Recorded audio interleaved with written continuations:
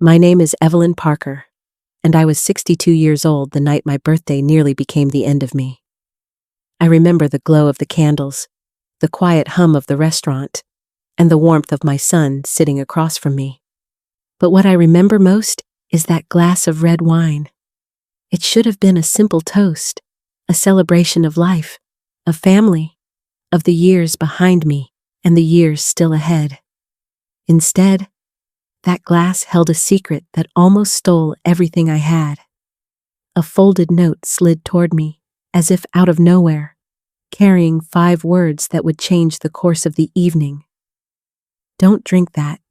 Your life is in danger. I can still feel the weight of it in my hand, the way my heartbeat stumbled in my chest, and the sudden silence inside my mind. 5 minutes later, what I feared began to unfold, and the life I thought I knew was torn apart. And yet, that was only the beginning. Marino's Trattoria was only a short drive from my house in Seattle, but that night, it felt like a small world of its own. The amber light spilling from the sconces softened every corner. The smell of garlic bread drifted through the room, and wooden tables glowed as if polished with care. Families laughed, couples leaned in close, and for a moment, I allowed myself to believe the night would stay safe inside that warm bubble. Jordan had chosen the place because he knew it was my favorite. I could see the effort in his eyes, the quiet pride of a son wanting to make his mother feel celebrated. I held on to that warmth, letting it steady me, but sitting across from me was Lila. My daughter-in-law was always polite, always smiling in just the right way, but there was something in her expressions that often felt practiced. That night, when she lifted her glass, I noticed the faintest tremor in her hand. It was the kind of detail easy to dismiss, and I told myself not to read into it. After all, it was my birthday. I wanted joy, not suspicion. Still, a part of me wondered if my instincts were trying to whisper something I didn't yet want to hear. Sometimes we silence those whispers because we crave peace more than answers. Looking back, I realize how often we ignore small signals, thinking they don't matter. That night, they mattered more than I could ever imagine, and it was only moments later that everything shifted. As I sat there trying to hold on to the warmth of the evening, something unexpected happened. A young waitress, Hannah, leaned toward our table as if to wipe the corner. In one smooth movement, she slipped a folded piece of paper next to my plate. Her eyes caught mine just for a second, urgent, almost pleading, and then she was gone, blending back into the rhythm of the restaurant. I felt my stomach tighten. My fingers trembled slightly as I slid the paper under the table. When I opened it, the words hit me like a cold wave. Don't drink that. Your life is in danger. For a moment, the chatter of the room faded into nothing. All I could hear was the rush of my own heartbeat. Could it be some kind of cruel prank, a mistake? Or was the wine in front of me exactly what Hannah's note warned me about? I excused myself and walked to the restroom, gripping the paper in my hand. Standing in front of the mirror, I searched my reflection for steadiness. Was I being paranoid? Or was this the line between living and dying? The memory of Hannah's eyes convinced me it was real. When I returned to the table, Jordan was waving for more bread. That small distraction gave me the moment I needed. I reached forward, steady but deliberate, and switched my glass with Lila's.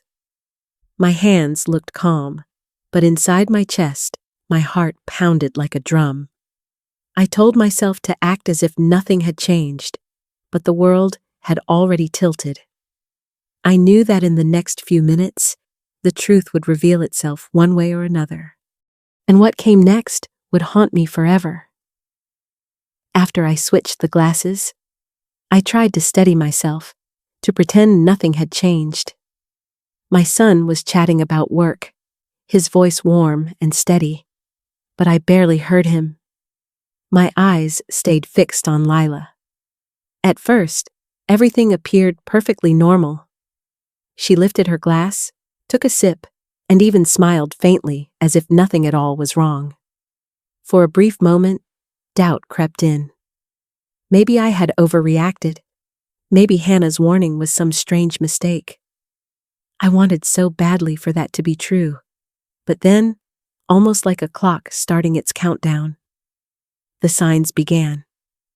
Lila's hand moved slowly to her stomach. Her smile faltered. Her color drained. She tried to push through, laughing softly at something Jordan said, but her fork slipped from her fingers and clattered against the plate. I felt a chill run through me. I knew in that instant the note had been no joke. My heart pounded as I watched her skin grow damp with sweat. Though the room was cool, she shifted in her chair, trying to rise, but her knees buckled. Her breaths came short and uneven, shallow gasps pulling the attention of people around us. Inside, I was trembling, but on the surface, I forced myself to stay calm. I told myself I had to hold it together, not just for me, but for my son, who looked more terrified with every passing second. The 5 minutes passed like an eternity, and when she finally collapsed back into the chair, her body shaking, I knew the truth Hannah had tried to protect me from was now undeniable. That was the moment everything turned into chaos.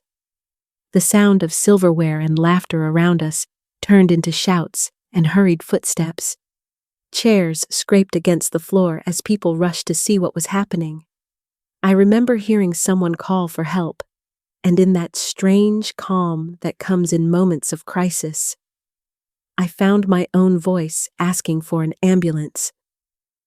Jordan dropped to his knees beside Lila, his arms around her, his face etched with panic.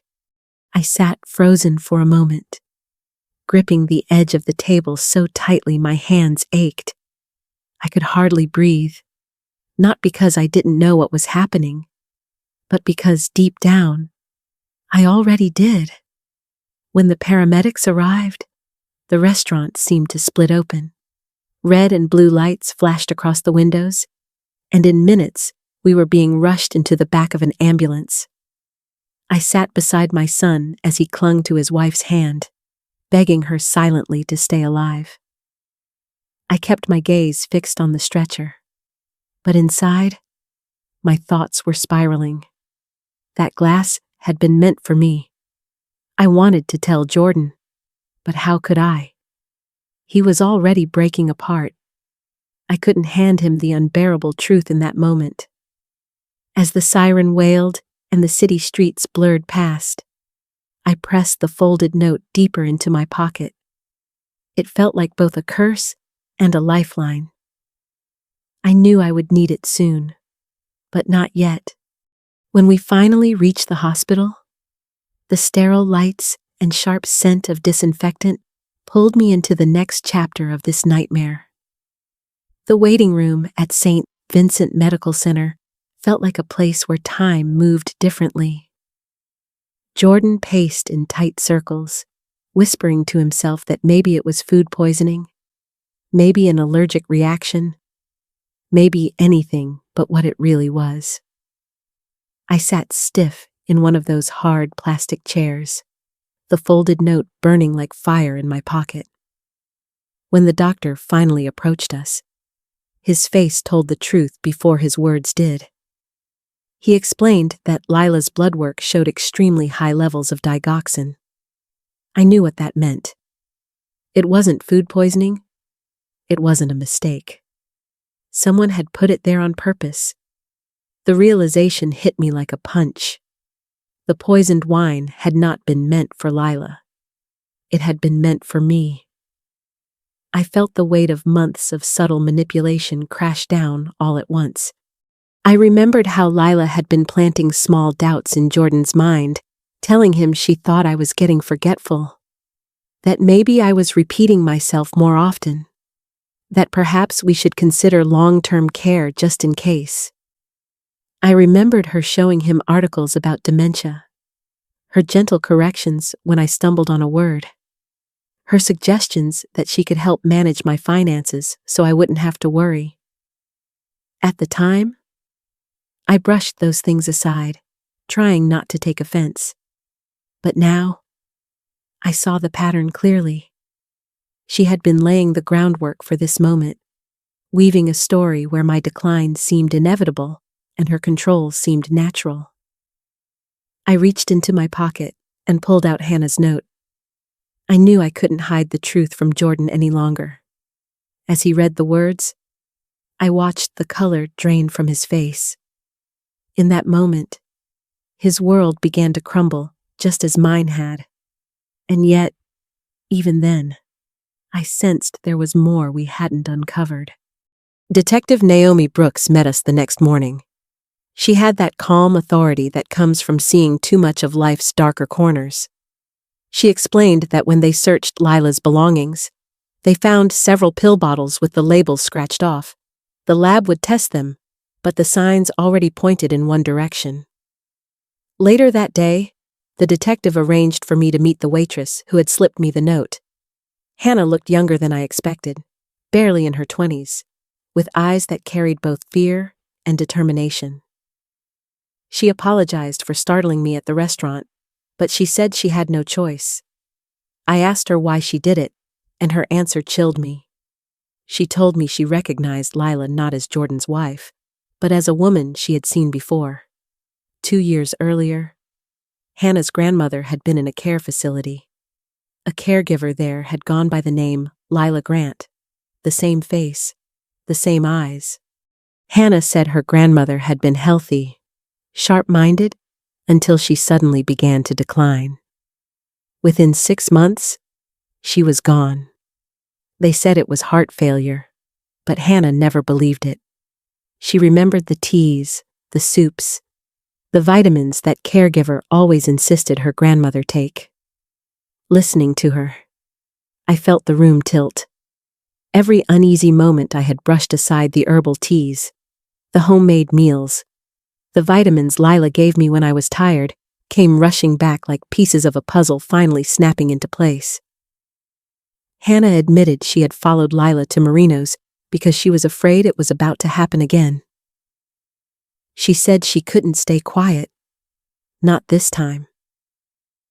A stranger had recognized the danger more clearly than my own family.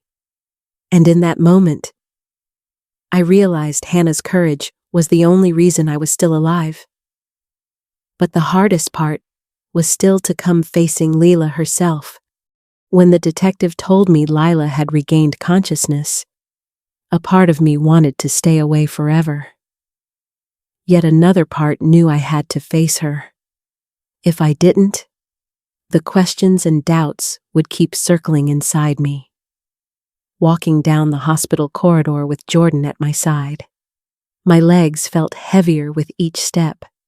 The smell of antiseptic clung to the air, and when we reached the door, an officer moved aside to let us in. There she was, propped up in bed with IV lines in her arm. Her face was pale, but her eyes were alive, sharper than they should have been. As soon as she saw us, her expression shifted into that practiced vulnerability I had come to recognize. She tried to appear weak, grateful, almost innocent. I stood near the door, refusing to be pulled into the performance. Jordan leaned closer, his voice trembling with the confusion of a man caught between love and betrayal. I could feel his heart breaking beside me. I found my own strength in that moment. I told myself I had to speak the truth, not only for me, but for him. I let her know I saw through the mask, that I was not declining, that my memory was sound, and that the only thing crumbling was the story she had built around me. For the briefest second, The mask slipped, and I saw the cold contempt behind her eyes. That glimpse was enough. I no longer questioned myself. I no longer questioned my instincts. The detective ended the meeting quickly, promising that justice would take it from there. As we walked out, I felt the tremor in my legs, but my spirit held steady.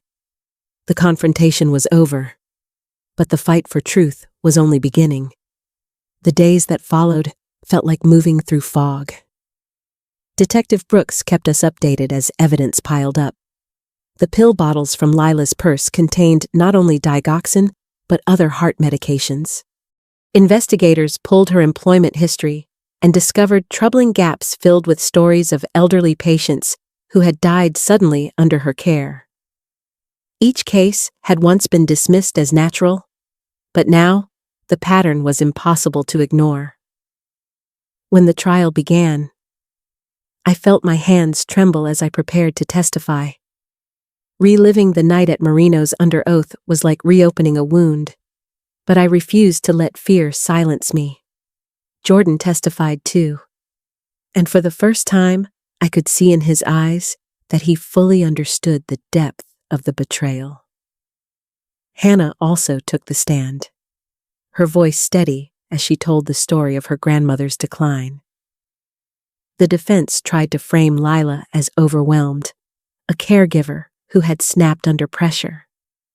But the forged paperwork, the internet searches about poisons, and her long pattern of manipulation painted a very different picture.